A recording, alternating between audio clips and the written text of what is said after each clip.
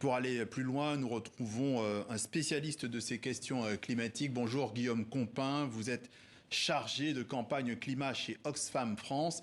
Première question, WWA, World Weather Attribution, dit que le dérèglement climatique est en cause et que si les comportements humains ne changent pas, eh bien, les vagues de chaleur seront encore plus intenses et plus courantes. J'imagine que vous faites le même constat.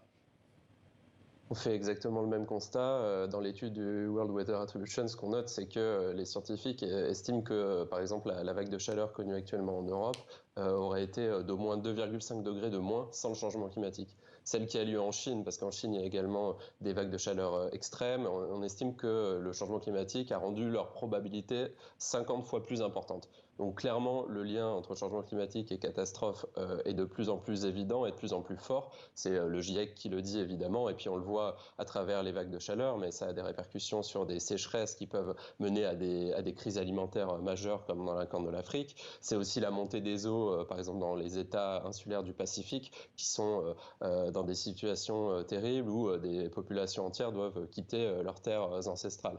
Donc il y a une urgence climatique, c'est le secrétaire général de l'ONU, Antonio Guterres lui-même qui le dit, et une urgence à agir, à la fois pour baisser nos émissions de gaz à effet de serre le plus rapidement possible dans la décennie qui vient, et ça passe évidemment par la sortie la plus rapide possible des énergies fossiles, mais c'est aussi l'adaptation et la réponse face aux ravages du changement climatique avec des pays en développement notamment qui ont beaucoup moins de ressources pour faire face et qui nécessitent une solidarité internationale de la part des pays les plus riches. Alors vous avez parlé de réponses, justement, les pays internationaux vont avoir à donner des réponses. Une autre donnée est intéressante, celle de l'ICM, l'Institut des sciences de la mer de Barcelone. Il a mesuré à 28 degrés 71 la température médiane de l'eau en Méditerranée, c'était il y a 2 jours, et c'est un record. Qu'est-ce que ça peut entraîner pour la faune et la flore marine ?